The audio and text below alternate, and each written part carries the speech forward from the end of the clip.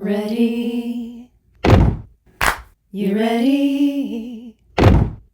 Are you ready? You meet in a tavern. You ready? Are you ready? Are you ready? You meet in a tavern.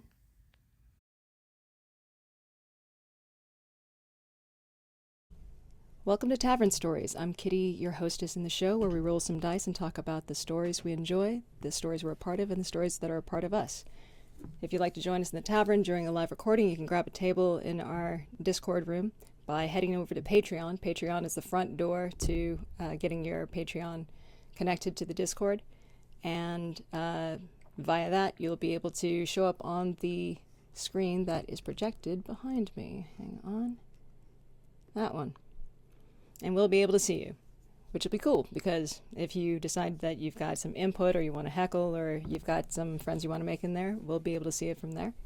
You can also start your own rooms. Sorry, that one. Nope, I'll switch over here. You can also start your own table and get your friends or watch party or newfound friends in the stage side seating to be able to see you. And you can follow us on Instagram or...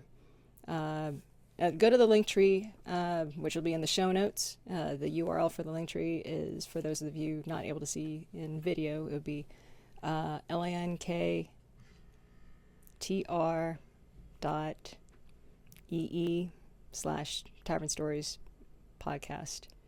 I believe that's it. All right. And that's it for me. I'd like for our guest, who actually is a returnee, to be able to come over and, or he's already here. He's finally come over. Coming over from Oktoberfest. Is that right? Yep. Down at Fort Belvoir. So, down there for a little bit with the kids and family and like that. So, had some beer. Watched the kids ride some scary carnival rides that I refuse to go on, because that's the death trap waiting to happen. Carnies. Small hands, smell like cabbage. How was the weather? It was good. Good walking around weather? Oh, yeah. It was great. When the sun came out, it was hot, but most was overcast, so it was good. Okay, cool. Mm-hmm. So, for those who haven't seen the bonus app, please introduce yourself. As much as you want to be able to say, or, it'll trickle, we'll pull it out of you as we go along. Right. Yeah, so, Matt Haselton. Basically, I used to work with Christine, and so here, have been enjoying time. Christine and myself used to have great conversations at work, and so I jumped on the opportunity to come be part of her podcast / D&D / Tavern Talks thing, and it's a blast the last time I was here, so I had to come back. Glad you're back here. All right. So for those of you who don't know what the program is, we're about to walk you through it real quick. We are going to roll 2 dice. And in this case, I believe it'll be a D4 and a D6. And one die is going to be topics that we're going to assign to each side. And the other die is going to be stories that we know and how to bring any conversation back to it. So if it's something that you are absolutely so obsessed with that you know how to take any conversation and bring it back to it, it's going to be this story. So I've got a couple of topics and stories, and you've got a couple of topics and stories. So I'm going to jot it down so that we know what happens when the roll happens. And so basically we roll the dice, and whatever 2 things come up, we're basically going to string them into a coherent conversation, spend about 15 minutes trying to open up what the topic is about. And then when the reference from the story that on the die roll comes up, we'll consider the topic closed, and then we'll go on to the next roll. So I've got, how many topics or how many stories do you have at the moment? Do I? Yeah. Let's see.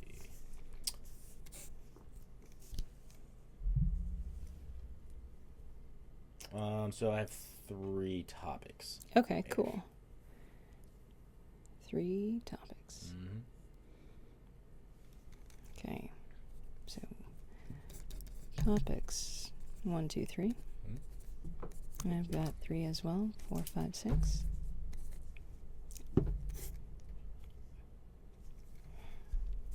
And then stories? So stories, I have 4. Okay. 1, 2, 3, 4. And I have 2, 5, 6. So I guess we'll be doing D6s then. Yep. Cool. So what do you have for topics? All right, so the first one, because I don't know if you've been tracking it as one of the major topics going around the web, is how all men think about Rome on a regular basis. Okay. So I have the one of my favorite topics is the fall of the Roman Empire. Okay. And so basically, very, very history doesn't repeat itself, but it sure as shit rhymes. Yeah. So it's kind of that kind of thing. So my first one is the fall of the Roman Empire. Nice. Okay. Oops. Hit me again. All right, so the next one is another one of my kind of cool content, especially with in the news lately with all the we discovered aliens, is the Fermi paradox. The what kind of paradox? Fermi. You know what the Fermi paradox is? So the Fermi paradox explains why we have not met extraterrestrial life.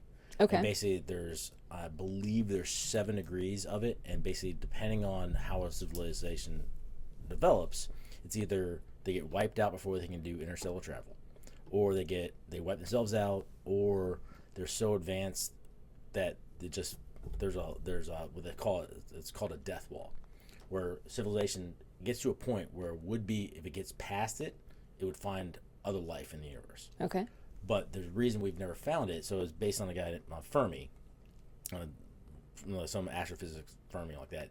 He developed a system. It was like there's 7 degrees of this thing, and we don't know where we are in the Fermi paradox. So whether or not are we in the point where we would get to interstellar travel? Okay. But we're going to kill ourselves off with nuclear war or some other kind of thing. And so is this the reason we haven't met everybody else? Or is it also, it goes on to, after, if you survive that death wall, it's called the dark forest, where you have interstellar life, but everyone's staying quiet, because if you make yourself known, other people beings will kill you, because they know you're there. So everyone's staying quiet, so you won't talk to each other, or won't make yourself known. So we, as the new kids on the block, not knowing this, are making noise left and right, and so we may eventually just be, because if interstellar life shows up, they're probably going to wipe us out. Gotcha. So he has a whole theory about where are we at in that paradox. Is either we're truly just alone, or everyone's staying quiet, or no one has reached past the death wall to actually do interstellar travel, so we'll never meet each other. Okay. This is a thing that's been going around right now?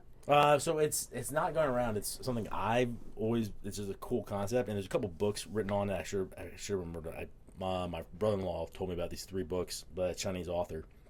I can't remember the name of them off the top of my head right now, but it goes in that kind of concept. But because of the whole Mexico's like, we have these aliens and like that, so that, and then the U.S. government doing, we found aliens and like that. So it's been in my head, kind of like, the Fermi paradox is kind of a cool concept. Any idea how to spell that? So I believe it's Fermi. The Fermi paradox. Fermi paradox. Got it. Oh, this is going to be cool. I'm learning stuff already. All right, third topic. All right. So the concept of basically, the topic would be that all original ideas have been done, and all stories or creations are just imitations. Okay. So there's a whole concept around the fact that nothing. So everything is one. I just literally saw a reel about this, whereas making fun of J.K. Rowling, saying that she created Harry Potter and she's the greatest literary author, and people are like, no, she just rewrote Star Wars. It's literally a Star Wars story, just done with wizards instead of space magic. Like, it's the exact same story.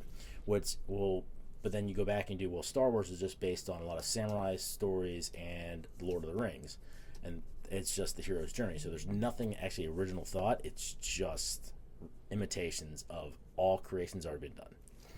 And so I wish I actually remember to pull this down. There's a group that has made an AI algorithm that has reproduced every possible music, lyric, and rhythm that could ever be done, and they've trademarked it, but then they also released it into public domain, so anybody can use this stuff.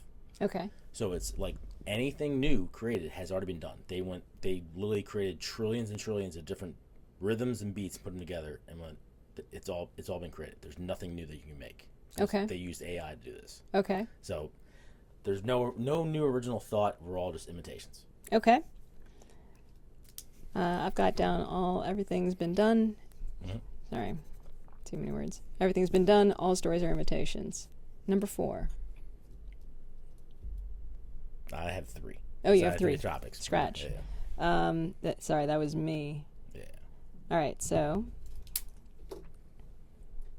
I've got Too Young for a Revolution. Too Young for a Revolution. Okay.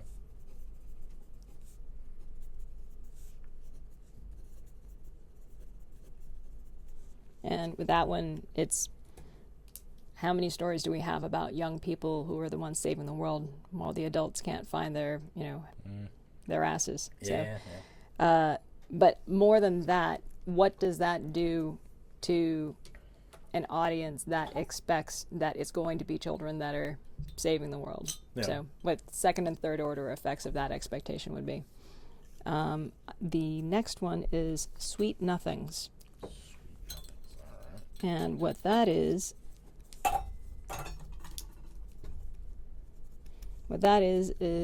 what I call corrupted words. There are words that we use all the time, but we've never really gone back to unpack them or really used them in the way that they were initially meant. And there's just this cloud of ambiguity that follows that word around. So, and how that shapes language, or how that shapes the way that we think about things inaccurately. And the last one, Dreams Are. And that one, if we get that one, will complete the sentence. Okay. All right, stories. What you got? All right. So one of my favorite books is, I think last time I was here was one of the topics. I don't think we ever got to it. It was Ready Player One. Okay. Yeah.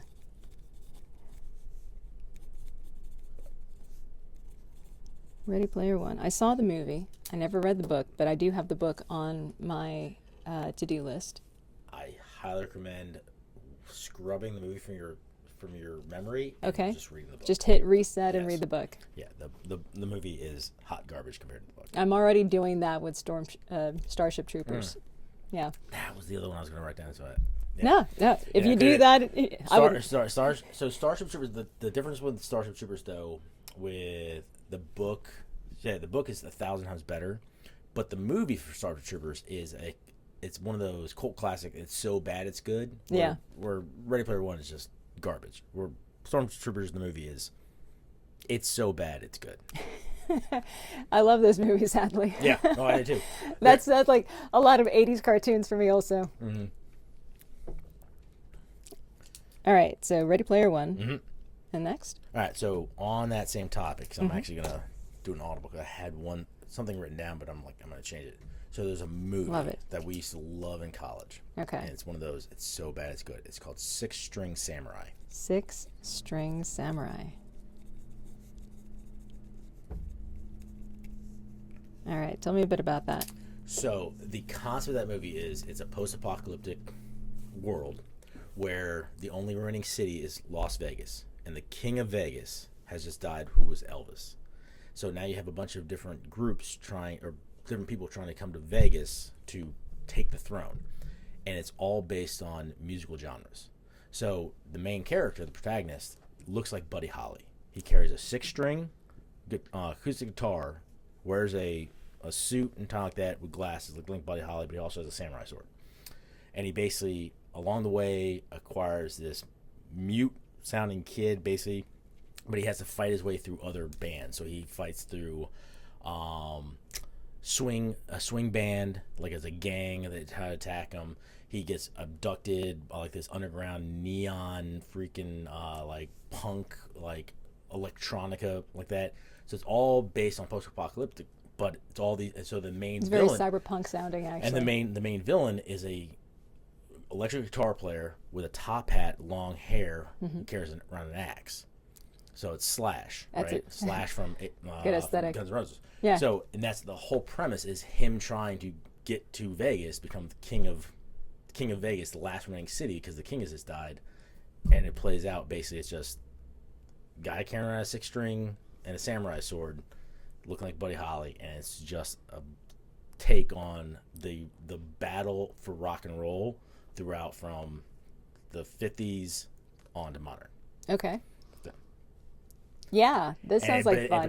But it's also so bad. It is the worst, like choreography, acting like that you've ever seen. But it's a fantastic movie. I actually have a special place in my heart for terrible movies.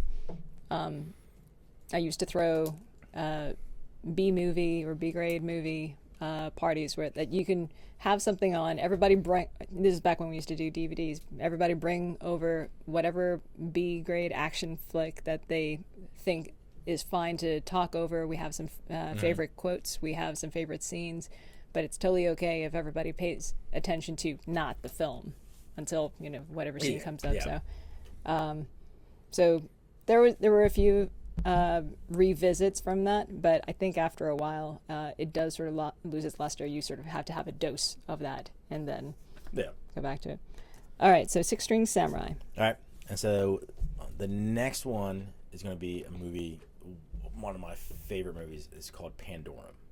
Pandorum. No. So Pandorum is a movie. It has Dennis Quaid and a couple other like relatively well-known actors, but basically the premise is Earth's dying, and so they send this ship with 100,000 people in cryo sleep out to to Andromeda, right, the closest star with a Earth-like planet they discovered. But the crew, so you have 3 people awake at a time, and they do rotations. So as the entire cargo is sleeping, so all the people are sleeping, they're also being injected with chemical and genes like that to basically help them better survive the new atmosphere of the new planet. Got it. But the crew will go on basically 3-year rotations. So as one crew's awake, they then go to sleep. The new crew comes on, because what can happen is if you're in cryo sleep for too long, you can get a thing called Pandorum. Basically, it's like paranoia, all this kind of different stuff that you kind of go crazy, you don't know what's actually going on. So what happens is the main character wakes up. You don't know if he's suffering from Pandorum or not, but basically he's trying to figure out what's going on. But the entire ship is almost like a ghost ship, but there's a bunch of like weird cannibalistic, like almost humanoid like looking people on the ship. But there's also some people who are normal, trying to survive, getting killed. And so, as you go through the story, you find out what happens. And so you have Dennis Quaid's character who wakes up and he doesn't know who he is. And so, without ruining too much of what the actual movie is, it's this whole play on like they've been traveling. You don't know how long they've been traveling. They're in space, and you start to develop what would happen if this events transpired in the movie. Okay.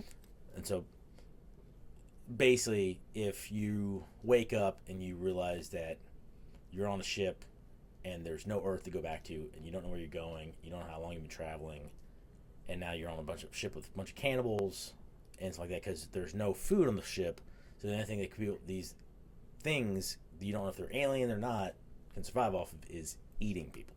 Oh God.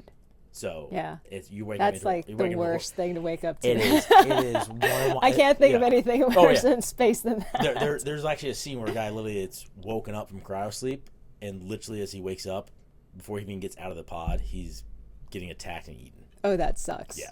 So it's a great movie. Great scene. Yeah. Cannot wait. Dennis Quaid, you said? Yeah, Dennis Quaid's in it. He picks the weirdest things to be in. Yeah. God, who's the other guy that's in it? It's one of those actors like I see him, I know who he is, but I can never remember or never actually say his name. But yeah, Dennis Quaid's like the main not the main character, but like the main actor. Best well-known actor, yeah. Okay. All right, so number 4. Number 4, let's see. We'll go with Now I gotta decide which one I want to cut. Let's do equilibrium. Oh my god, I love it. Yeah. Yes. I actually wrote a paper on equilibrium. Yeah. Yeah. Okay. Yeah, that Yeah. would be fantastic. Just all the way around, so loaded with all the good things to analyze. Equilibrium, for people who don't know, and help me with this. It's been a minute. Christian Bale is in it. Yeah. And a couple of other people. Yeah, Christian Bale, Sean Bean, and he dies because Sean Bean dies and everything. Yes. And it's a future world, or it's a future Earth world where, because of how terrible World War III was, a community or a city had decided that what it's going to do to keep war from happening ever again is to take everybody, put them in a city, and mandate that you take this serum that gets injected into your neck every day, and it suppresses all your emotions because they feel like emotions are what lead to war. So anybody that doesn't abide and inject themselves with serum will be found out. Any pretenders will be basically incinerated. There's only one punishment for all of that. So they have children calling out adults and getting them arrested. They have people reporting on each other. And if you're not taking the serum, you're called a sense offender. So there is an enforcement entity that goes around and makes sure that everybody's abiding by this rule. So they're called clerics, and they have a very cool looking martial art, gun kata. But Gun kata, yep. I mean, everyone that I've ever talked to is like, it looks great. It's not possible. It's the stupidest concept of fighting ever, but however, it looks amazing. It looks great, Yeah. and the cinematography around it is fantastic. It's so these clerics are enabled with this and the fact that they have full reign to be able to do whatever it takes to enforce this law. One of the best Gramton clerics one day stops taking his serum. And so from the first day that he starts feeling, a lot of things roll out from that. But he's going after a rebel group. He's in the middle of going after a rebel group that resides outside of this walled city. And they are looking for all the sense offenders in that rebel group to be able to bring them in and incinerate them. So he's currently caught between worlds mentally in terms of, well, I can't tell anybody that I'm not sensing or that I'm not serumed, but I want to find out more about this side of life. Yeah, and as all politics and government goes, of course, the guy at top is not taking his serum. Of course, yeah. But the rest of you need to take your serum. So much commentary about. That's exactly. It's so good. Thank you for this. Awesome. Okay, so the two that I am bringing in, Hunger Games. Okay.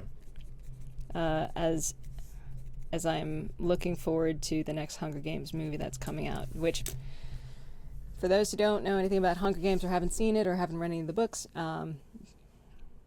you have a future post-apocalyptic world where the new government basically has decided that everybody in the states is going to get split up into districts that produce a thing that everybody else needs. So be it coal, be it wood, be it food. And the capital is the richest of all of these components of the country. So the capital has rich people who don't have to work, or if they work, it's not to the extent that the other districts do. And in order to make sure that everybody is following the rules, the districts have to give up annually, I think it's two kids between the ages of something like 11 and 19. And every district's 2 kids duke it out in this match, race to the death for being the last one standing. And if they win, then their district gets kudos and extra food and extra provisions for the rest of the year until the following Hunger Games. So it's 4 books, and I think as many movies long. I think it's longer than that. I think they split the last movie into They two, did. kind of like the Harry Potter. They did thing. pull Yeah, the Harry Potter thing. So, long story short, they go from focusing on just the kids that go kill each other in the Hunger Games to the kids of the districts and all the previous champions and all of the districts that are supporting them. They go and overthrow the government and try to put something new in that doesn't force them to kill their kids. And there are other implications in there about what the government is giving up in order to do this, or what the people are doing that sustains this weird-ass way of making sure that everybody falls in line. So, Hunger Games. A little bit more on that if we roll on that. So a fun little tidbit about Hunger Games also, it's based and derived from, I think it's a Japanese movie called Battle Royale. A lot of the actual Battle Royale games, that's right. They basically take a bunch of shitty school students who basically aren't doing well like that, because the Japanese we have to have everybody like that, and they throw them into hey, fight to the death for survival. Yep. There you go.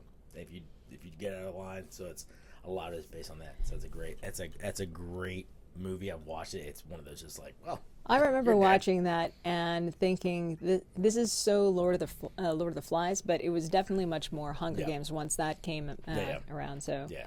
And I don't remember whether the kids were selected because they represented different districts or families or anything like that. But it was also for it was a televised competition. Yep. Just like in the Hunger Games. Yeah, I didn't know that. Yep. But it is extremely similar. Yeah. Left and right. Which we won't get into it, but it goes back to. Yes, it does. Yes, it does. I'm there you go. looking forward to that one. The other one that I'm throwing in is C.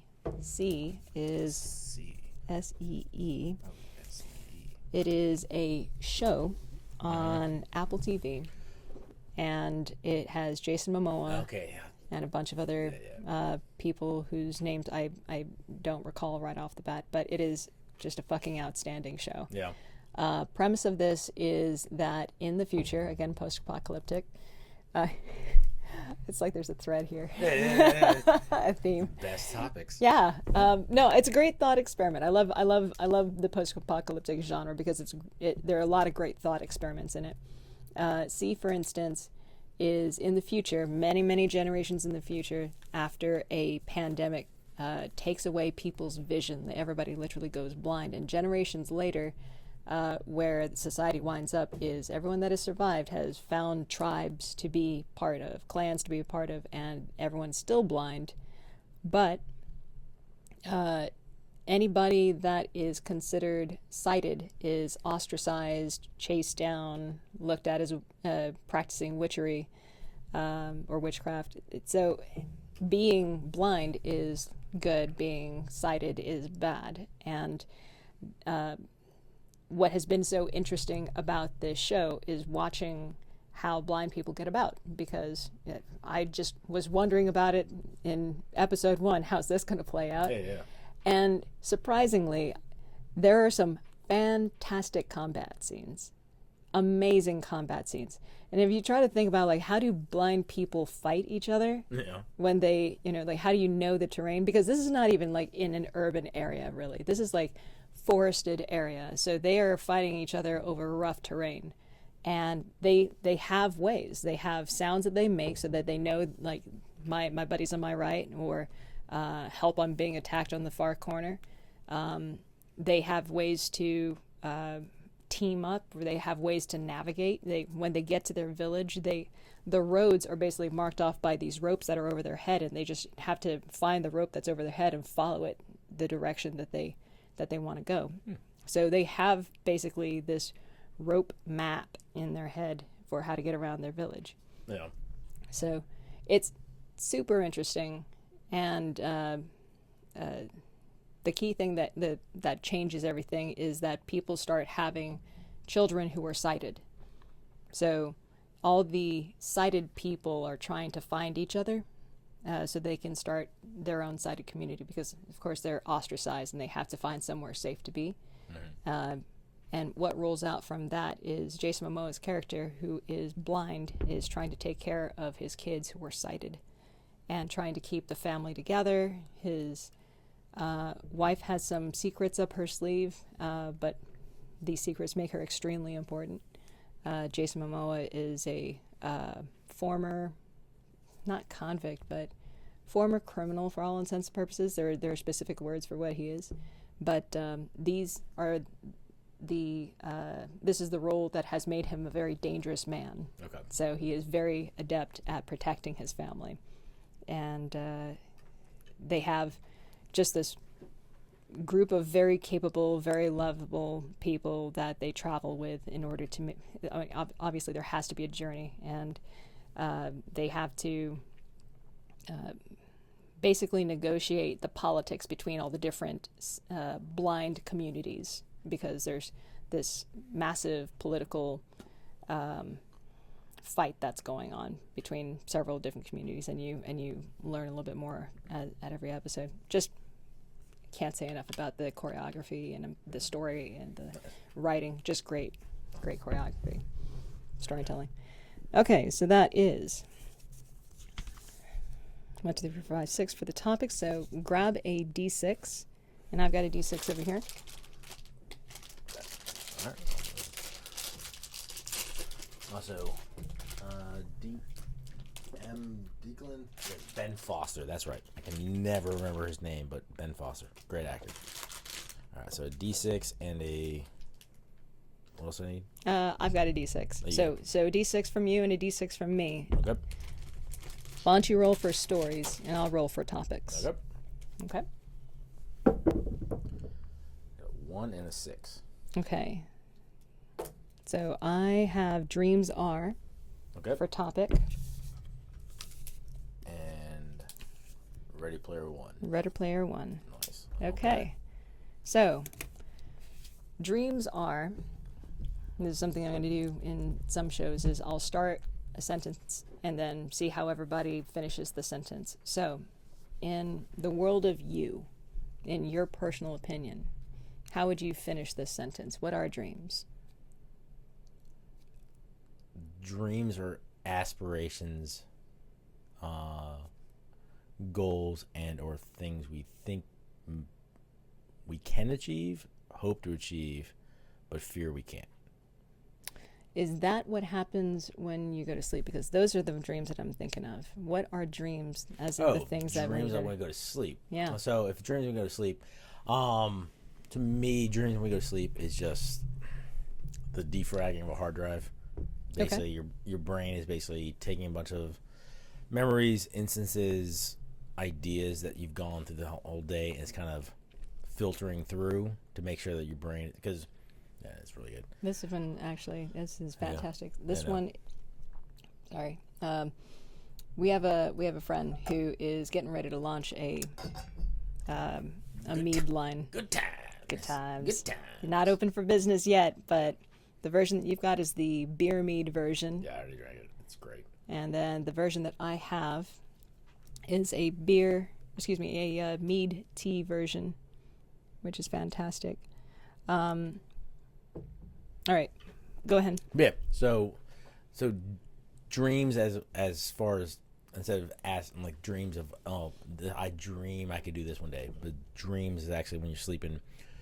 I see it more as it's either one or two things. So it's either the defragging the hard drive. Basically, if you think that we are just a bunch of fleshy, flesh robots, mind controlling a skeleton mech.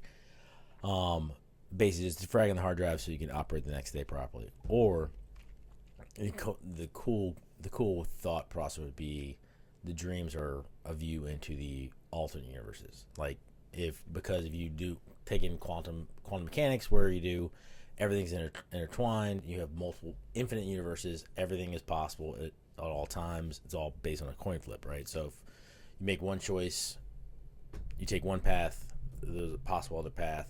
All those choices, you're still connected from all those points.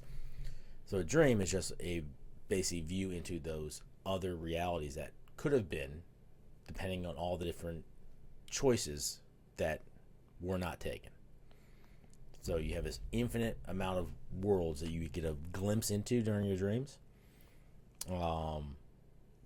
And so And so it's kind of like your brain is extrapolating all the different possibilities. yeah, so it's either extrapolating it, the infinite web of possibilities, or it's basically literally a view into the other. Because universe, if we're quantum entangled, so if I'm quantumly entangled with something else, and I fall asleep, well, if you flip a coin here and it's quantum entangled, and you 1,000 light years away, you flip the same coin, another coin is quantum entangled with it, they're going to both end up with the same result. So I'm going to be able to see that other universe because I'm entangled with it. I can't affect it, but I get to see into it. Okay. I like it. Do you ever, so because of quantum entanglement and because of extrapolation of ideas or of ways that things can play out and you're looking at other possible realities, how do you factor in the possibility of premonition or the possibility of like the subconscious trying to cough up something that it wants to say? So so if you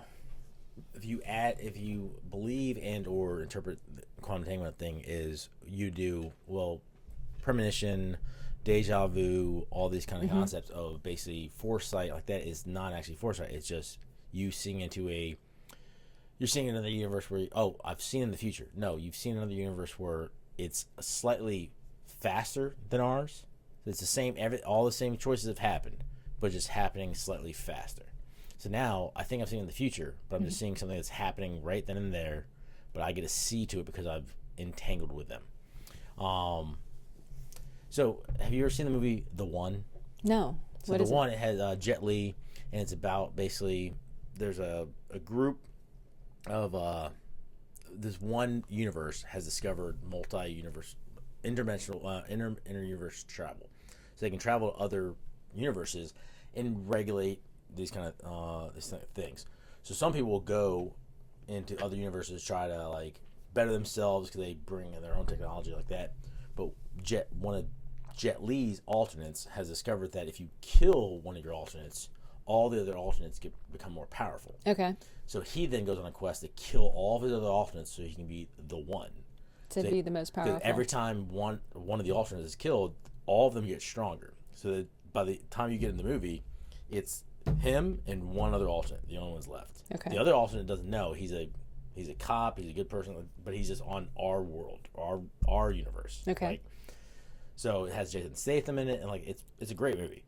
And so you already said enough. I could go see this. They're fighting, and so the point where yeah, and so that kind of concept, right? So you do. I'm looking at these alternate universes. So I'm not actually seeing the future. I'm just seeing the infinite possibilities of everything could be everything at once. Okay. I like it, and I think it allows for instance, the confusion that happens when something is coincidentally like what your waking world is like, and how a person decides to consolidate that coincidence or make sense of that coincidence is very interesting, because either they could say, hey, it's so similar that it must be deja vu, or hey, it's so applicable that it must be a premonition. So, but your brain exploring all of these possible realities all at once. But you're really only dreaming one of them at a time. Yeah, you can only see one at a time. Yeah, that's what I would say. What about dreams where there is no connection whatsoever to your reality? Like if you can fly, or if you can... But if you think of existence as an infinite web of infinite possibilities, all branching out from infinite points, right? Concept. Trying to explain to my daughter the concept of infinity is very, very hard. But if you do, now you have infinite possibilities with infinite consequences. Each interaction of each person having infinite possibilities branching out. What happens is you can have a world where 6-foot chickens wearing top hats flying around using laser beams exist, and you exist in that world in some way, If you don't, then the nights you have no dreams. It's because you tapped into a universe where you don't exist because you got killed out or that universe got destroyed, whatever. But there's infinite possibilities, so anything is possible all the time. Even the dreams that have to do with you being, for instance, a vampire or you being every possibility, dead. Everything is possible, all at once, always. And you can tap into it because of quantum entanglement, where it doesn't matter. There is not one of you. There's infinite yous, but you're all connected because they are you. The central point is definitely going to be you. What's interesting to me is the parts of dreams that where you learn about you. There are things that happen to you, and then you start thinking about it after you wake up, and you go, "I would never do that. Why would I ever dream that?" Yeah. Or how would that be possible? That would not be the choice that I would ever make. Yeah. So, but in the same concept, the person that, let's say, the version of you that you dreamed into is having the same dream about you, seeing us right here talking right now. And they're doing, I would never do that. I would never just talk randomly on top of it. What is this? That's a weird dream. And then you try to interpret it with other explanations. People like do, oh, well, dreams where your teeth fall out means you're anxious about a new job. Yep, like, yep. No, it doesn't. It means there's a universe where people's teeth fall out. Like, I don't know. I can't explain that. Like, everything's possible infinitely at once. So my version is dreams are practice. So we are given, as humans, a huge spectrum of the capability to feel these emotions. So there are all these emotions that we are capable of. And because of how limited our reality or our experience or our exposure is, we're only able to experience on any given day this much, not all of this, because all of this requires certain scenarios, certain situations. So it would be in a dream where all of this gets flexed, like you go to a gym and you're flexing muscles that you were contracting muscles or building muscles that you would never use in a sedentary lifestyle. Yeah. But now you have them. Now you know. Now that's aching, and now that's a part of you. So, for instance, if you have a dream where your best friend dies, not only that, but your best friend dies in your arms after you helped them in their death. And you would never experience that. But now you start going through those emotions, and now you start feeling either like the feeling of a body going lifeless in your arms. That would be something that you can't experience unless it actually happens in reality. But now you're aware of what that feeling is. Same thing as flying. Same thing as walking through walls. Same thing as, I'm trying to think what the most recent dream I might have had was, but all of these impossibilities or approximate possibilities come with thought processes or awarenesses or feelings that they may be peripherally tied to what you're doing in your in your waking life, but it is like your brain is not constrained anymore by what's real. It's the shackles are off once you're asleep, and now you can do things like, run like the Flash. Okay. Or so it melds things that it picks up from either what you've watched or what you've read or what you've experienced, and it kind of just takes it all in a blender, and whatever comes out of that blender is what you now get to react to. Okay. Yeah. So if you think about it as kind of learning mechanics, so in like a video game, right? So as you do something in a video game, right now I'm playing Starfield, right? So new game, great game, awesome. I love Bethesda games. But you do this whole thing, you do, hey, cool, so I'm done this thing, and I'm going to act a certain way. And you do the thing you do, what would it be if I did this? So you save the game right before that. And then you go in, and so, I know I'm going to play this, I'm going to play it law abiding like that. I don't want to mess up things. Most of the game, like I don't want to kill people who I may need later or have bounties on me like that. So I'm going to save it, and then I'm going to kill you all, and I'm going to see what happens. So I've killed you all. I see what happens. And it didn't really do anything better for me. You didn't have a bunch of good loot on you. So I'm going to restart my save before I killed you all. And then I'm going to go about my game. So it's a discovery. It's a discovery. Yeah. So if your dream is like, hey, if these things happen to you, then this is how it might turn out. So in your real life, probably not do that, or you should do this. Okay. So it can be like you're talking about, like lessons kind of learned. Yeah. And so if you apply the video game aspect to it, you do like in Ready Player One, you go back to like I can be anything I want in Ready Player One.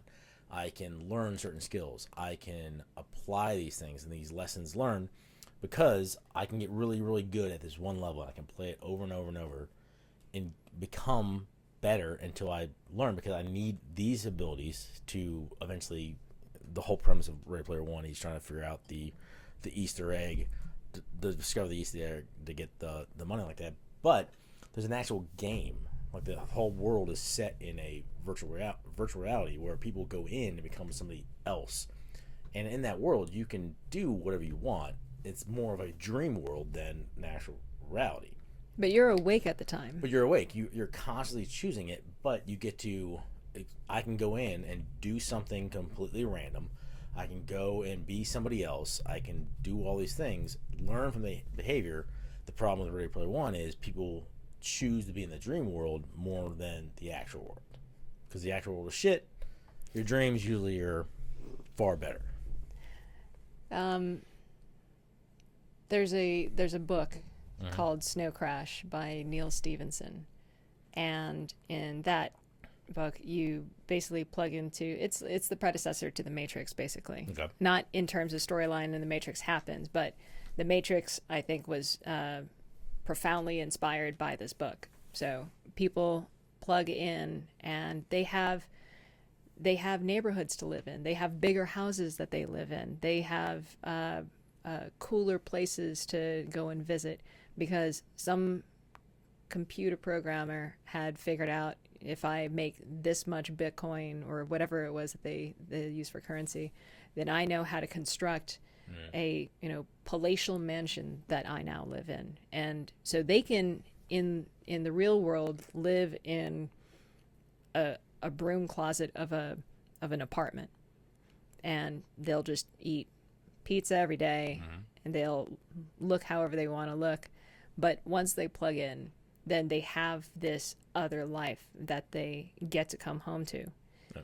And so it's very much interesting that it's like Ready Player One in that all this is happening in your waking state. But you remember the movie Inception. Mm-hmm. And that is when you're sleeping. Mm-hmm. And I think that there are different choices that you make as somebody who is awake and imagining versus when you're asleep and dreaming.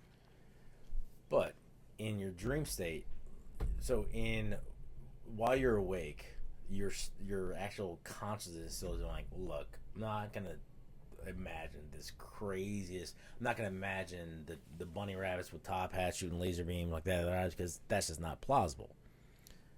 I'm gonna imagine something very, very realistic in myself. Whereas when you're dreaming, anything's possible. So if you go into this world, but on top of that, you think about it. When you're playing The Sims, right? Yeah. I'm not gonna make myself a poor person.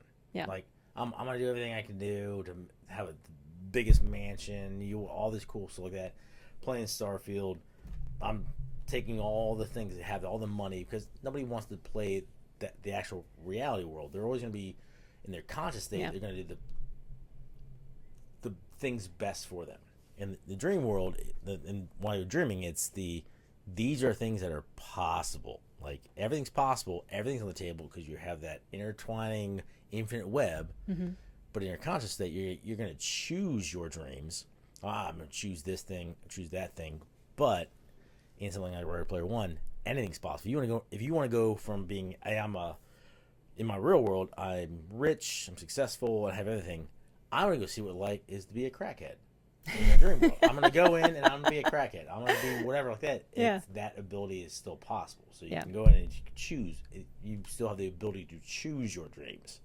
So it goes back to is a dream what you subconsciously are aspiring to, or is it a portal to another world, or is it your waking dream is I'm aspiring to be this. So I have dreams I used to have dreams where I'm always fighting. Mm-hmm. I'm always fighting for my life. I'm always fighting to get away or fighting to beat out somebody. Mm-hmm. And it's those dreams where you're trying to land a punch and you either miss or it feels like you're going through water, or if you do connect, it feels like, beep, like lightest little boop on the nose or something like that, And I remember waking up all the time thinking, I don't know how to fight. In real world, I don't know how to fight, so I can fix this. Yeah. This is totally a fixable thing. So I went and started taking Krav Maga classes, and funny enough, those dreams started going away. Mm-hmm.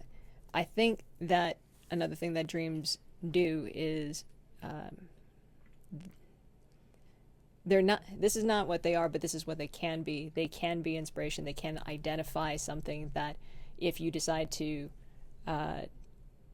take it a little further in the real world, then you can. You can be that.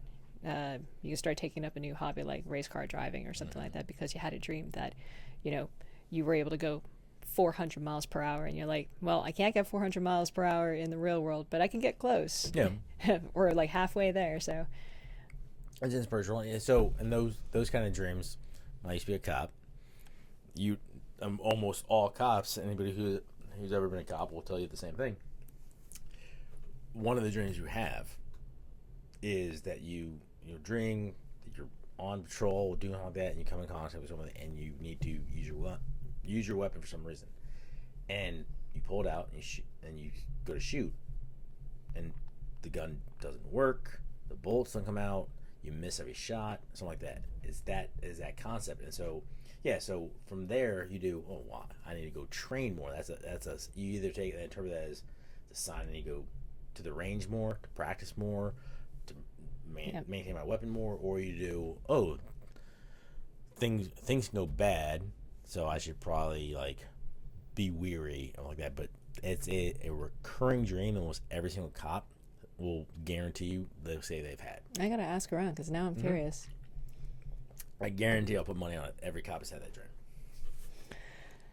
So, all right. With your Ready Player One, you've closed the topic. Mm-hmm. Let's go again. All right, let's do it. And I think it was good. can you reach that? I can't. There you go. All right, so you are... Stories. I'll I think be your topics. So I am now a 6. Let's see what you are. What are you? I'm a 1. You're a 1. So the Fall of Rome. The Fall of Rome and C. Okay. All right. So, open with the Fall of Rome. So the Fall of Rome, one of the reasons it's a great topic, especially, and it's very it is very reminiscent of what's going on in society now, is the fact that there's a lot of similarities. And one of my favorite sayings is, history doesn't repeat it, but it sure as shit rhymes. So you start seeing stuff occurring now of politicians, elites, stuff like that, and we're just leading to this fall. And again, Bring it closer with you. Yeah, and the reason that the Fall of Rome has been a topic is because, again, it's now this viral trend of women asking their husbands or their boyfriends like that, hey, how often do you think about the Roman Empire? And before just in general, it has become a thing. And I literally, a group of my friends, when I was traveling back from Boston for a work trip, I was at the airport and I get this random text message in the group chat hey, how often do you guys think about Rome? And I responded like pretty much every day, usually about how it was the beacon on the hill that falls because a bunch of elites and political incompetence basically leads to the fall of the greatest society, which leads to the Dark Ages. Yada yada yada. Didn't know it was a viral trend until like I got home and I'm like, oh, it's a viral trend. Women are literally asking their husbands, boyfriend like that, and people are saying, oh, men are like, yeah, think about it at least once or twice a day. And women can't understand this concept of like, well, why would you think about Rome? And you do, well, Rome was like this inspirational time period where like the Republic, all these other things, there's a lot of similarities of ourselves. And men can give these awesome answers, and for some reason, women are like, that doesn't make any sense to me. And it's somewhat weird. You do. I don't see how you don't. I think about this all the time of like, why is this a hard concept? It's a very simple concept.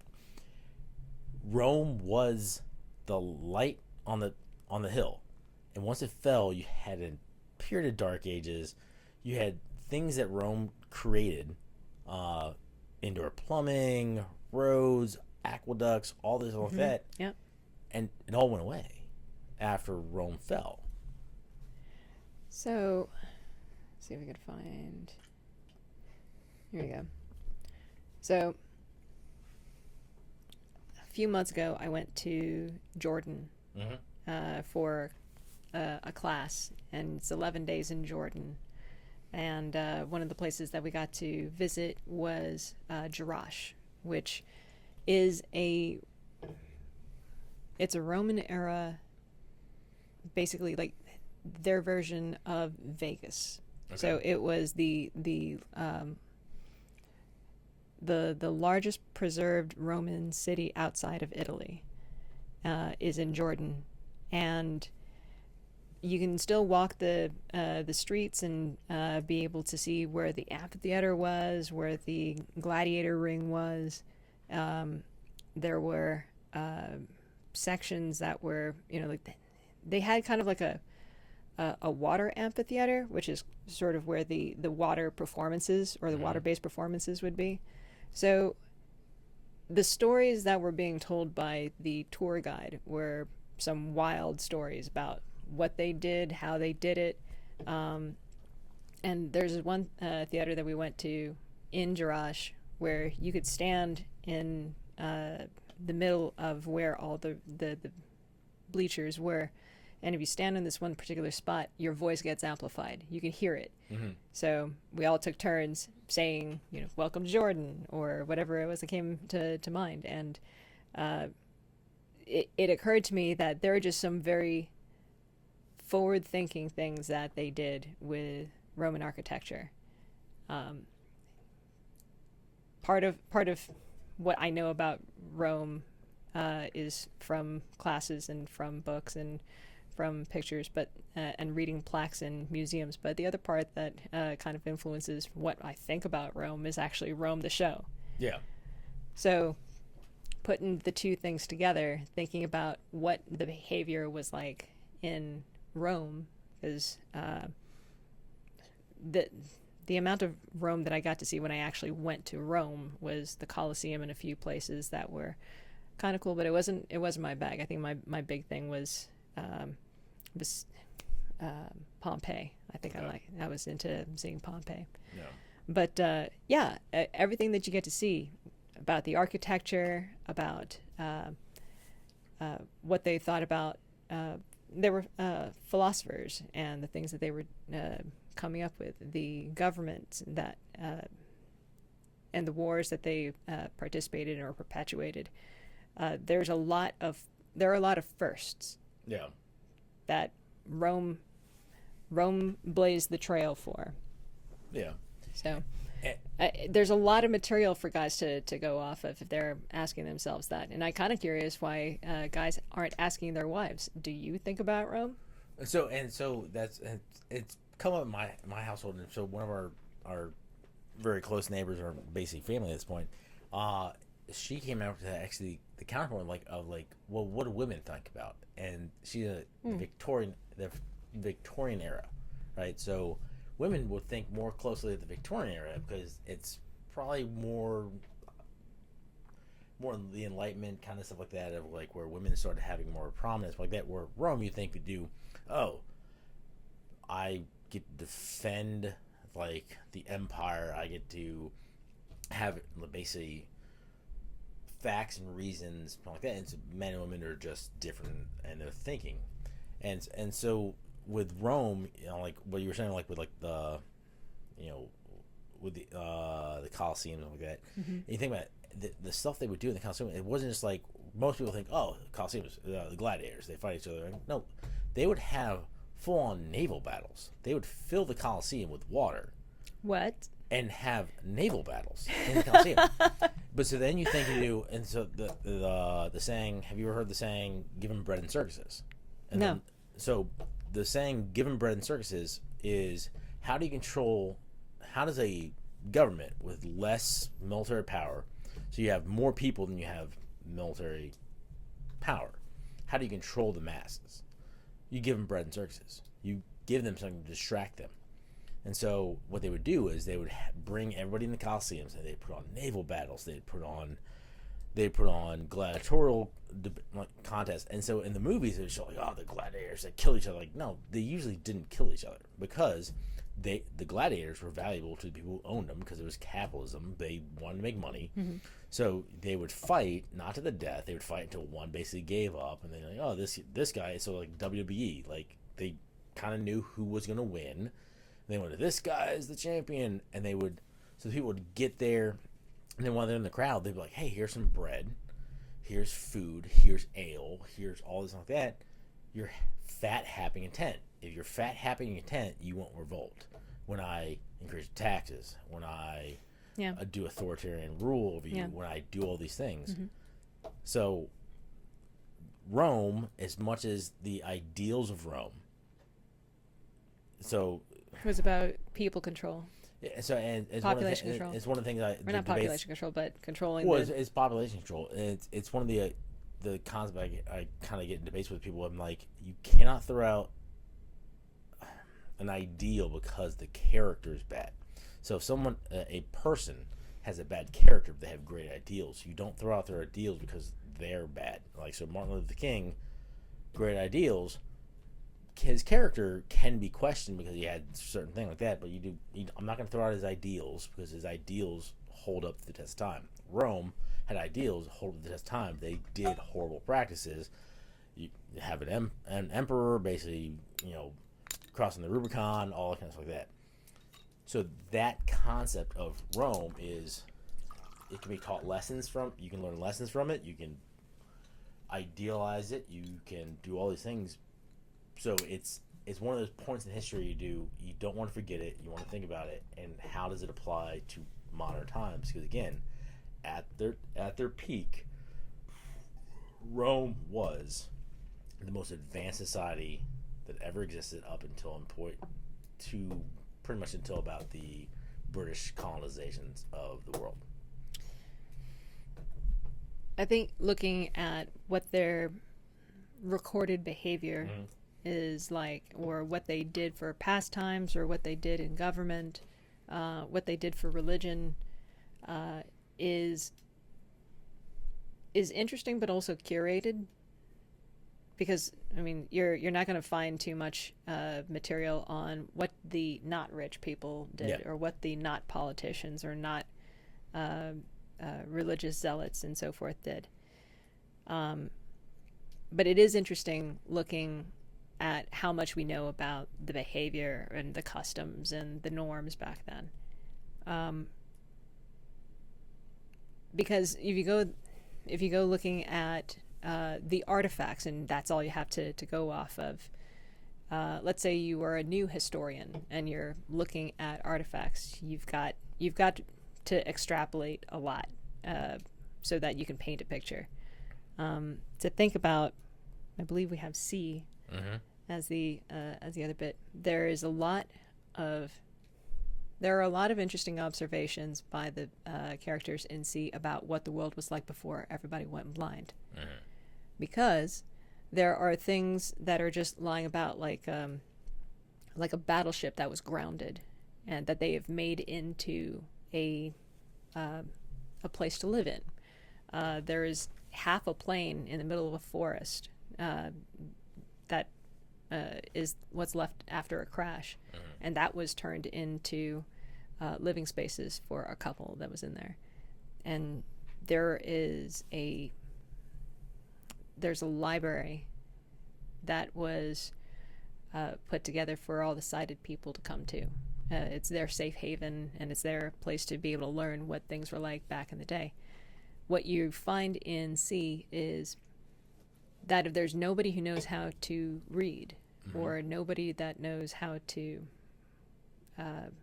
extrapolate or pass on, it's interesting what they come up with that is slightly off.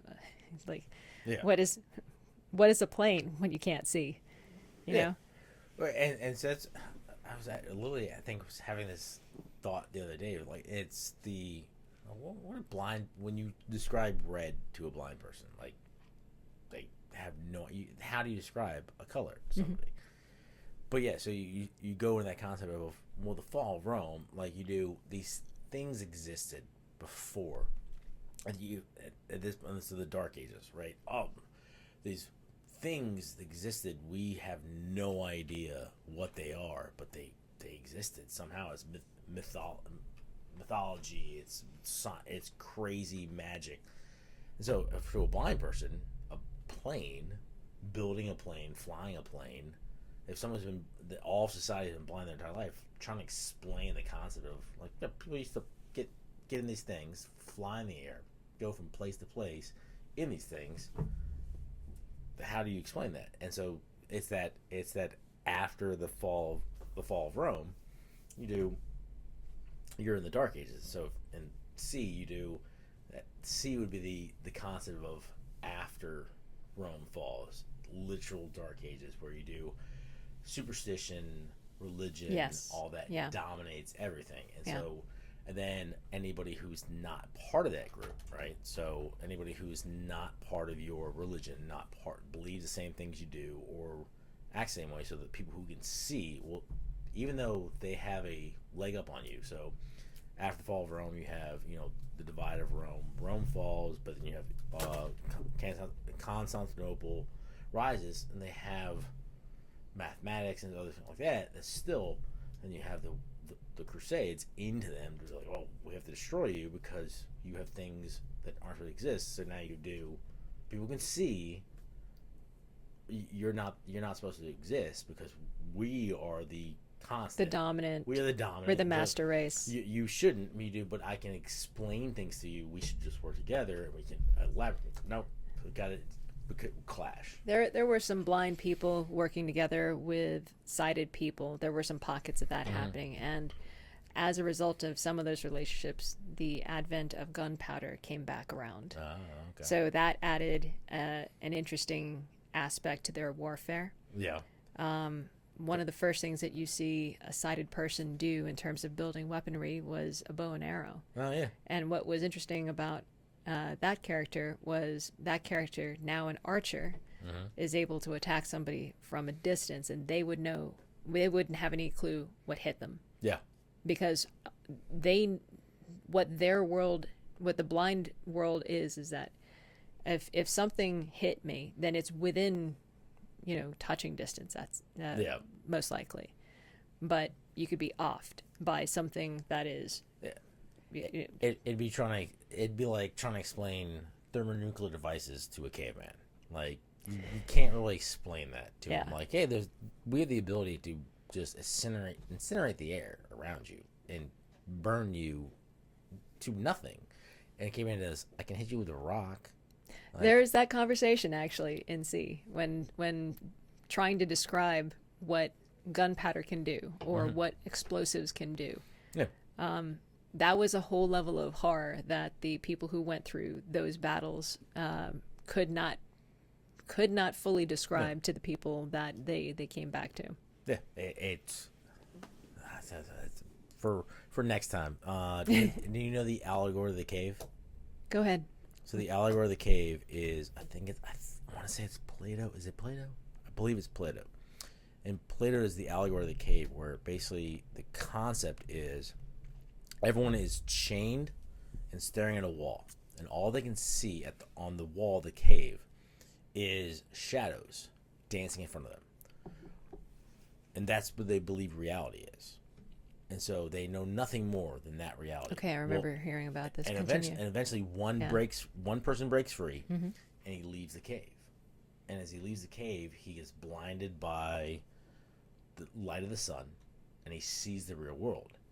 But when he comes back to try to free everyone else, as he tries to free them, saying, hey, this is not the real world, because the world you know is just people behind you doing shadow puppets. There's a fire behind you, and they're doing shadow puppets on the wall. As he tries to free them, they try to kill him. Because they're like, you're a crazy person, get out. So it'd be the same kind of thing of like, hey, there's a world that you guys don't understand or can't comprehend because all you know is this thing. There's more to the world. And you do, not going to believe you, can't believe you, you're crazy. That's myth, like people using air or some kind of weapon to hit us from afar that we can't feel or sense up close. Everyone's blind. How is that existence? So, yeah. Yeah.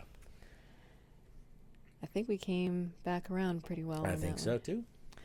Before we go on to the next roll, the last roll, I want to thank the sponsor, who is right now we have a bar wench in the chat room. Let me throw up the chat room reel here.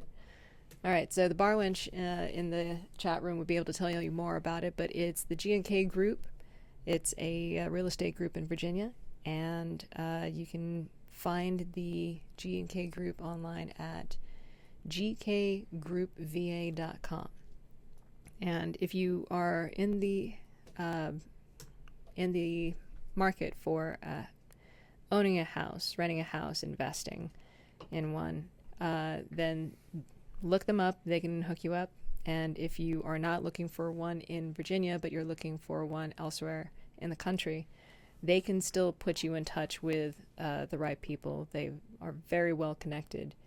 And I believe there's more information about a program called Homes for Heroes. So if you know about that and you would like to get in touch with G&K Group, they would be able to walk you through the intricacies of that and make things a lot simpler for you. And if you don't know anything about Homes for Heroes, they can also explain that. But I believe that it is a vet-friendly program having to do with investing in homes. Good. So, and I think the last thing that I was going to say was GT's meat is pretty good. Oh yeah. That's good. Yeah, the beer one is really good. I already finished it. The one that I'm going through, he told me about it. It's a metheglin elderberry tea mead. It's a tea mead with elderberry, chamomile, and blueberry teas all mixed together. Okay. Probably better on the putting you to sleep side. Oh yeah. But it's mead and tea put together, so I'm a huge fan. Nice. Yeah. Nice. So, before the last roll, what kind of stories are you looking at these days? What are you watching or reading or playing these days? I know you said Starfleet, right? Starfield. Starfield. Yeah. So playing Starfield. Like watching things. Haven't really watched a whole lot. Like the wife and Laura and myself are watching right now. We're watching Only Murders in the Building, which is actually we're on season 3. It's decent. It's Steve Martin, Martin Short, and Selena Gomez. Yeah. Is this an older or is Nah, it new?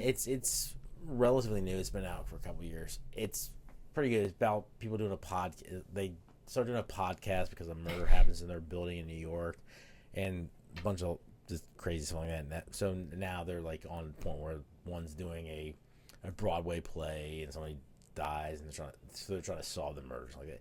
So it's interesting. We watched Winning Time on HBO. It's about the rise of the Lakers. Okay. It was good. It was interesting. I'm not a huge basketball guy, but the show was. It's about when Magic Johnson and Larry Bird back Oh, yeah. in the 80s.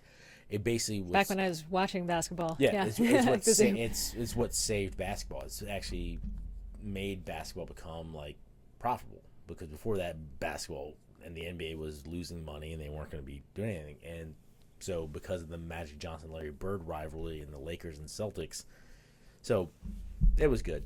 But yeah, but as far as anything like everything else, like yeah, basically my free time has now just been in Starfield, because Starfield just it's a great game. I've been watching Silo on Apple That's what TV. you're saying, Oh my God, this is addictive, and it's not. It's based off of a book series called Wool. Okay. Silo is about. It's a again post-apocalyptic. Of course. The best stories. So it's after a catastrophe. Okay. Everybody that survived because they live in this massive city-sized silo that is, it's basically an upright city, and everybody plays their part in keeping the furnace going, growing the food. They have law enforcers, they have government, they have judicial, they have but there are some things that are a little bit backwards, because, for instance, they don't have elevators, so you keep on having to go up and down this helix staircase in the middle. So that's kind of their highway. And because there's no email, they have human porters that run packages and messages up and down the stairs to who they're supposed to go to. So not going to kill any surprises for anybody, but episode 1 follows the sheriff in the silo, and he and his wife kind of have a divergence of how they see the government. So she starts acting weird, and he can't quite catch up to why. And then he watches her break the cardinal rule of saying the thing that gets you kicked out of the silo, which is, I want to leave the silo, or I want to get out. Because the rule is, if you say something like that, you can't take it back. And you basically get put into a suit, you get a mask, and you leave. And the only thing that is expected of you after that is to clean the lens on the camera that faces out, so everybody can see what's outside of the silo. And you're not expected to live past that. So it's watching a death sentence, and the sheriff watches his wife go through this, and he has no recourse. He has no way to be able to help her take it back, and she clearly wants to go out. But he starts following some clues, and I'll just leave it at that. But it is a very addictive show. I'm gonna have to check this out, because the amount of similarities to the things I'm like, Jeez, you're gonna love this. Oh my God, yeah, because you do. You talked bad about the party. Oh, get out. Oh, you want safety or freedom? You want freedom? Oh, get out. Like, yeah, I may have to watch it.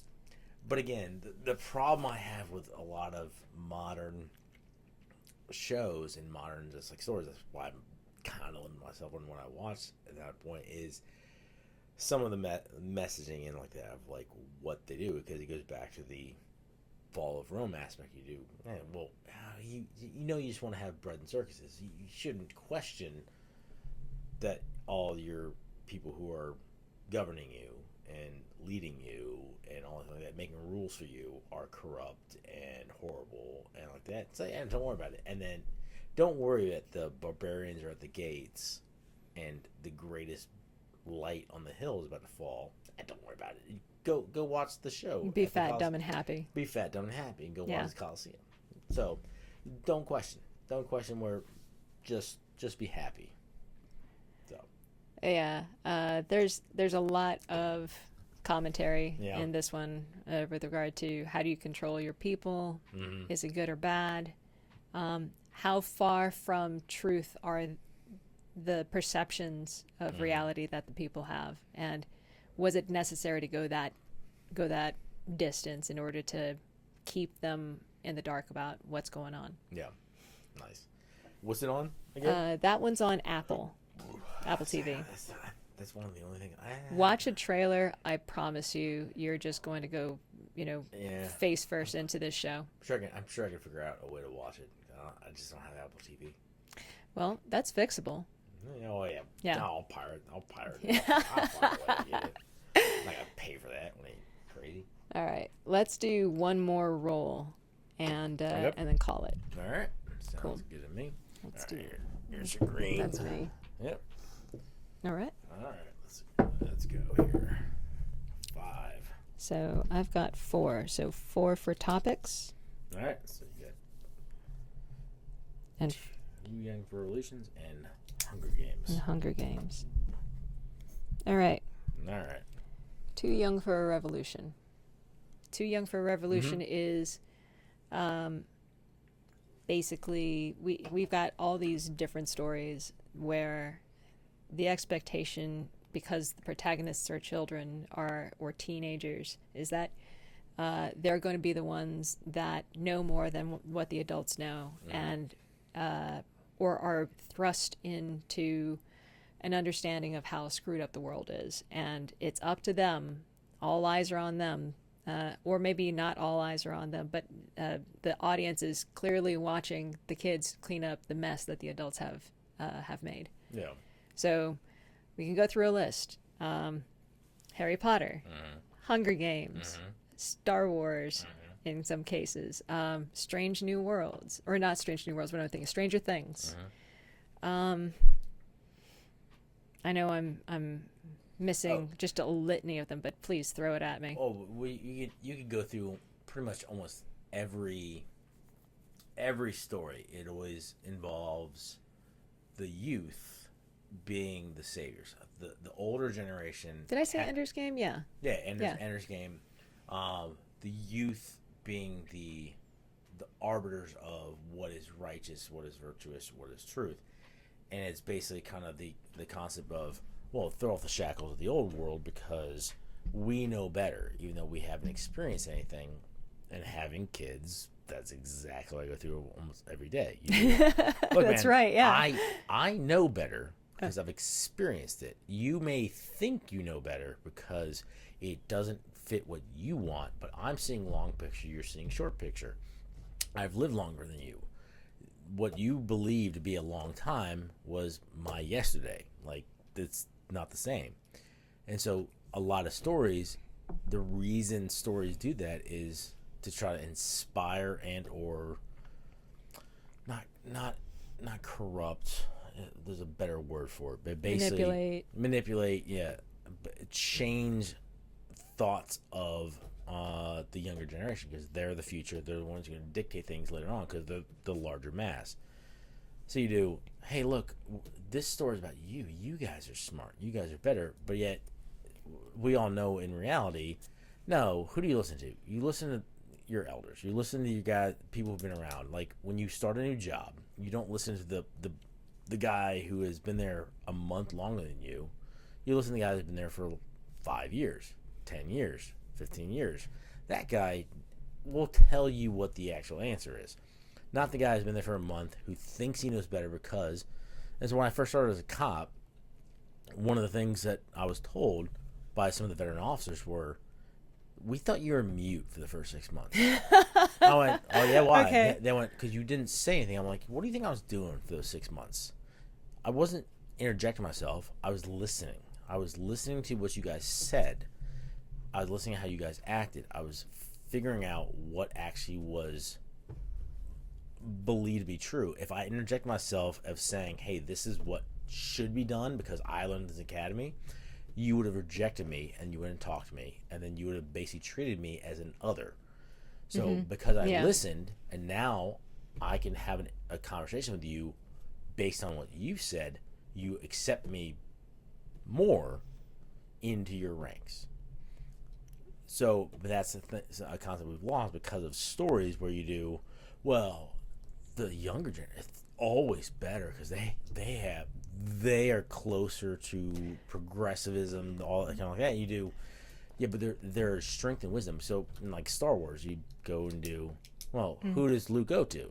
He goes to Yoda, who is very ancient, very old, and Yoda basically says very simple lessons. And But Yoda's not the one that is out changing things in Yeah. the world. He's leaving it to a younger generation to change things. but if we're going to do the Star Wars analogy, you do what happened to Anakin when he didn't Yeah. listen to his elders. The elders were like, "Look, you're not ready, even though you think you are. You're really powerful." He turns to the dark side. He wipes out a bunch of younglings. He does all the bad things. Where Luke does, "Hey, I'm out there changing everything." He listens to his elder, and the elder does, "These So- are the things you need to do." It is kind of demonstrating this is the right way to interact with people who are superior or more experienced than you, and here's the wrong way to do it. So there is kind of a shaping of these are the consequences. But there are still so many stories about the adults dependent on a fresh pair of eyes or somebody who hasn't been sullied by experience. Yes. So you have Ender's Game, for instance, where it's the kids that are going through their training and building those relationships, and they are eventually put in the seat of commanding all these ships and saving the human race. And why do you think that is? Or what are the second and third order effects of stories that give that kind of agency to kids? Because some of it is young adult fiction. So we want things that where the kids have fun reading it because they feel like they're the ones that are in the seat in command of all those ships. But that young adult fiction also has second and third order effects when they get older. And I'm kind of curious as to if you have enough of those stories in circulation, what do those kids, when they become adults, start thinking? You know what I mean? Yeah. Like, are they the ones that are like, I shouldn't be the adult that screws it up so that my kids have to fix everything? Or are they more like, I'm absolved of problems going forward because I know someone's going to clean up after me? Yeah. Kind of a laissez-faire approach to whatever the consequences of their actions are after a certain age. Yeah, and so that's one of the problems with those kind of stories where you do, hey, you're so you take Hunger Games, right? Like one of the I've only ever seen the movies, but you do so at the end of the movie, and you're supposed to cheer for this, right? So in the movie, I don't know if it's different in the books, but she kills the president of all of that. You do great. Now, what's your plan? What is your plan? Yeah. So you have there's an entire system has been going on for generations. You've literally destroyed that system. And it goes back to, again, I keep coming back to Rome, but you go back and you've destroyed that system. Now what? Yeah. What is your plan? And you do, well, but it's the best thing for us because it's good. It's good because I'm young and I know better. You've literally just toppled a system and you have no plan to replace it. You saw something that was bad, and instead of figuring out a way to replace it with something better, you basically just toppled it and then hoped somebody else would clean up. An elder, a better, would clean it up. But the story ends there. The story ends there and doesn't show the ramifications of. So that's why Tolkien is such the greatest author of our time. He shows the consequences of war. Yeah. What happens basically? It starts in the Shire, peaceful, doesn't know war, doesn't know strife, doesn't know anything. Yep. Goes to this whole thing where the least likely hero saves the day. A childlike innocence saves the day. Mm-hmm. They come back to the Shire, and what happens? The Shire now knows murder, strife, and war. They've lost that childhood innocence. It's gone.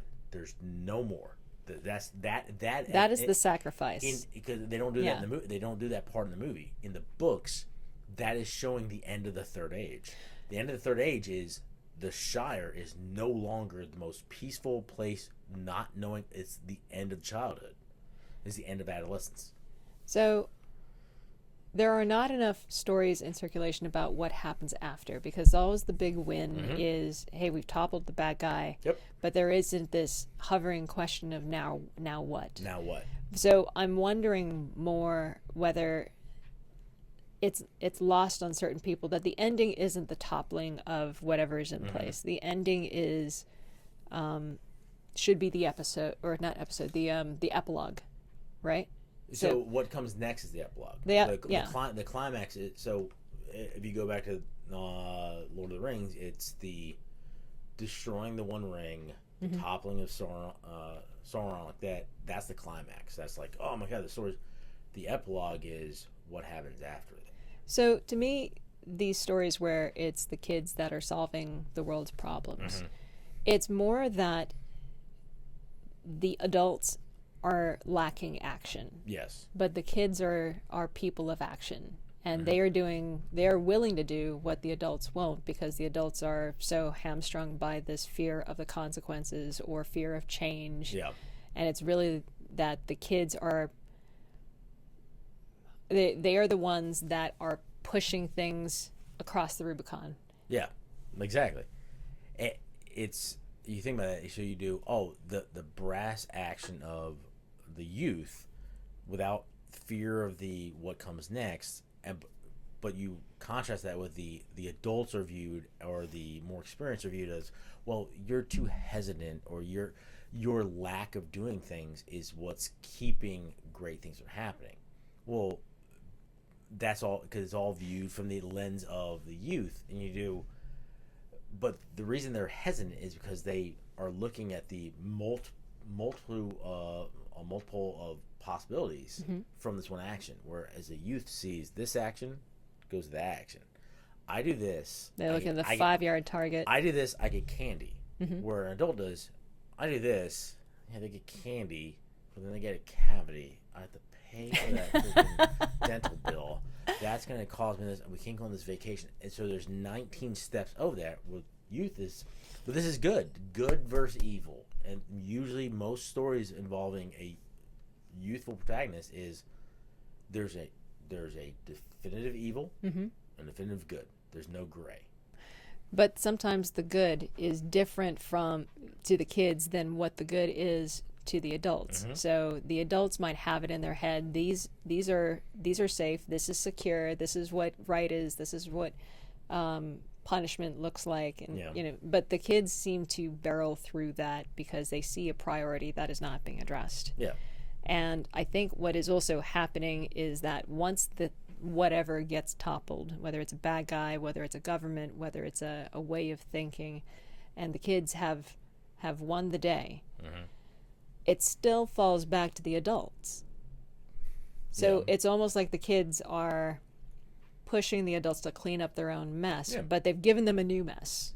It's like, you can't deal with the mess that you have right now, we'll give you a different mess.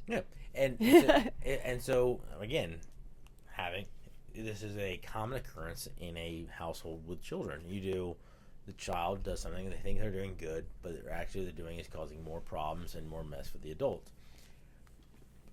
But on top of that, the reason stories where the youth is the victor is because who is more likely to spend money? Who is more likely to invest time in these stories?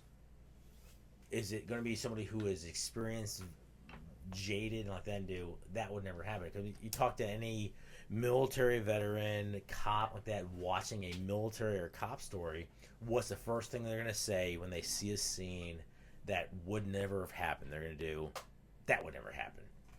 The reason why it wouldn't happen, and they can't watch a movie enjoyably. A child will watch a movie and do, that was the coolest thing I ever saw. So like, one of the reasons the new trend and a lot of stuff is like the John Wick style movies, right? John Wick is because you watch it and do, those are close to tactics that you would do. And so you have an older generation watching something and doing, that's tactically accurate. That's things. And the younger generation does, that look cool. The older generation does, that's how you would do that. So once you can combine those, your market expands. But before that, it's usually hey, I have a lightsaber, and any adult does. So just slide the sword down or turn it off and turn it back on and kill them. Like, the reason sword fights work because you can't. There's a mask there and there's a hilt and all this like that. Lightsabers are the stupid.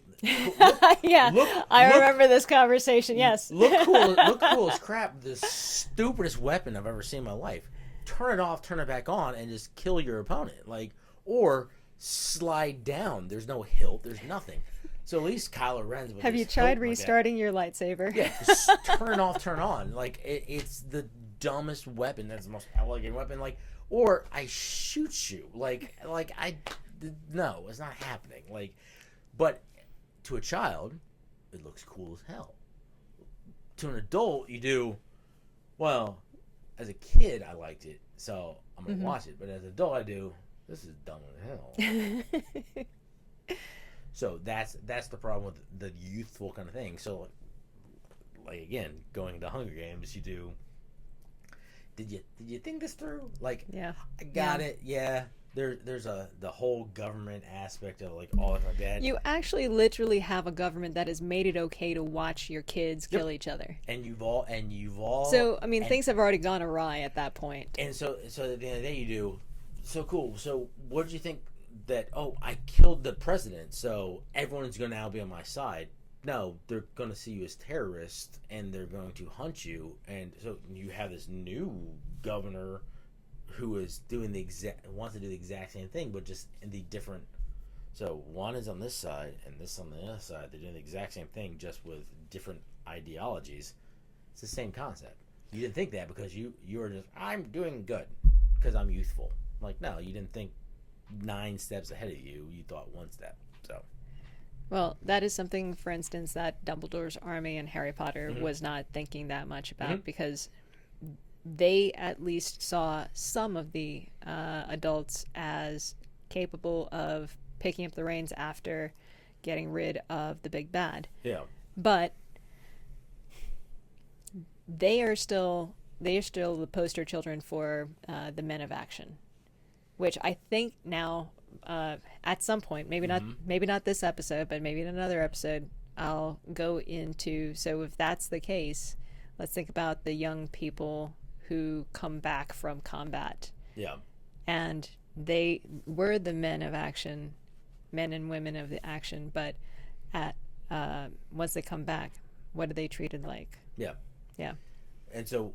And how did it pan out for them that they took the action, but there's still a mess that hasn't been cleaned up. Oh yeah, no, that's a great concept for another time. But with the Dumbledore thing, also, as you think of this though, who actually allowed and or kind of encouraged and created Dumbledore's army in Harry Potter?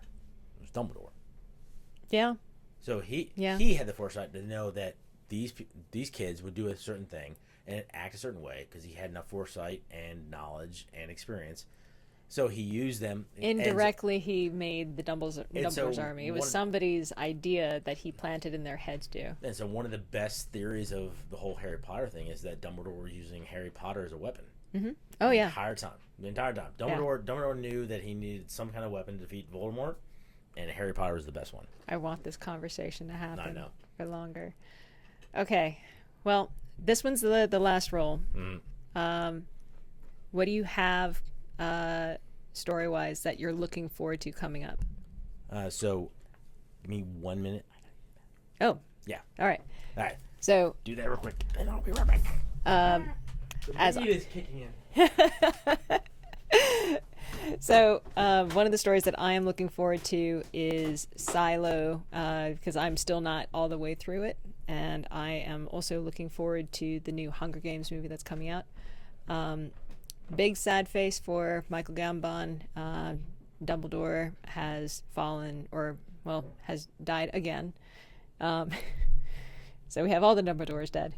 And let's see, book series wise, there are 2 that I have been recommended recently. One called The Cradle. The Cradle series is supposed to be just extraordinary. And I don't know who writes it.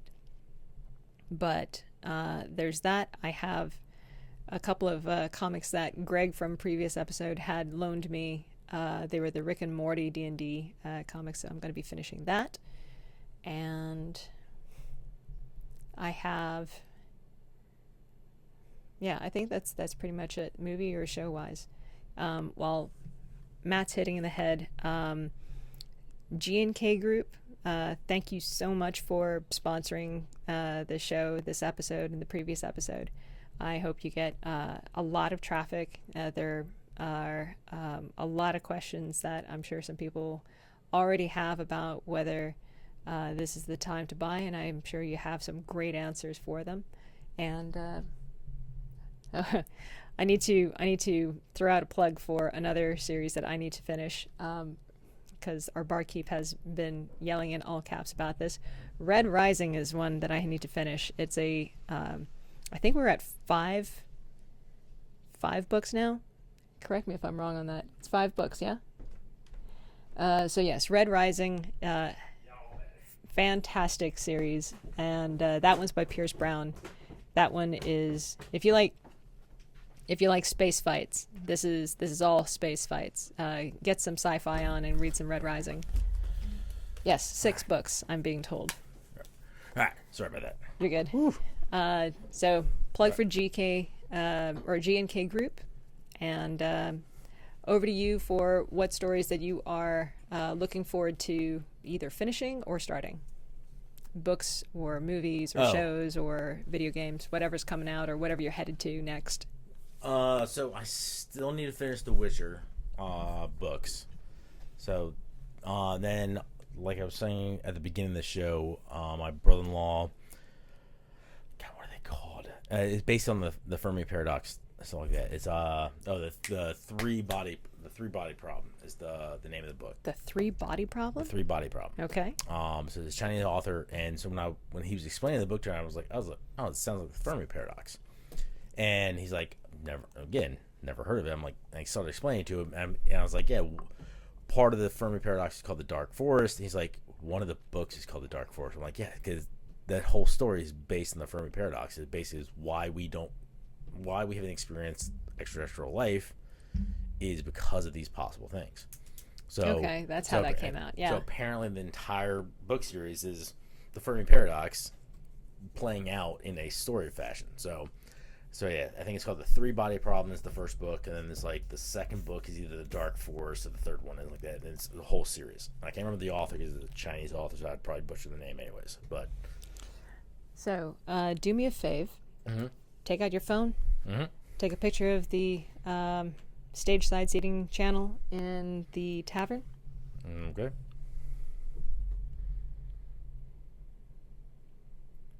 Got it. And read out who the top chatter is. The top chatter. Right at the top. Hi, I think Matt should shotgun a beer.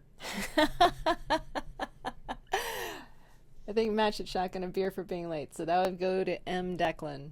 M. Declan, yep. There you go. Get in touch with the bar wench. Send over your information for where we are sending a care package. Oh. Which, by the way, that reminds me.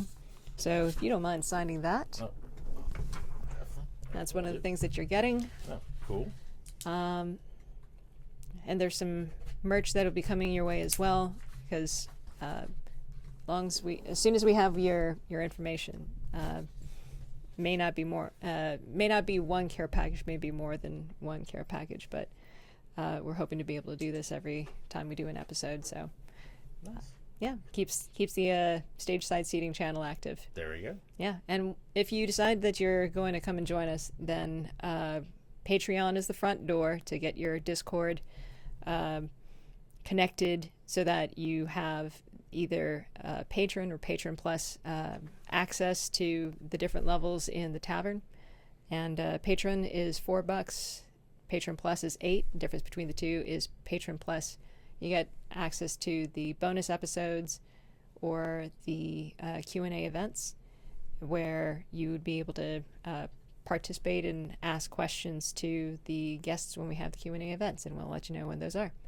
So that, and the fact that whether you're patron plus or patron, you're able to show up in stage side seating, grab a seat, and participate, and we'll be able to see you, and we'll be able to turn around and see what you're saying. It's kind of like listening to the conversation at the table next to you. So, all right, well, so that's the end of this one. Unless you got anything else you want to plug. No. I won't be late next time. So you blame Oktoberfest. There you go. All right, well, looking forward to having you on, and your bonus episode should be coming up soon. Sweet. Awesome. All right. Well, come back to the tavern. Boy, I can't talk to. Come back to the tavern with some stories, and we'll see you next time.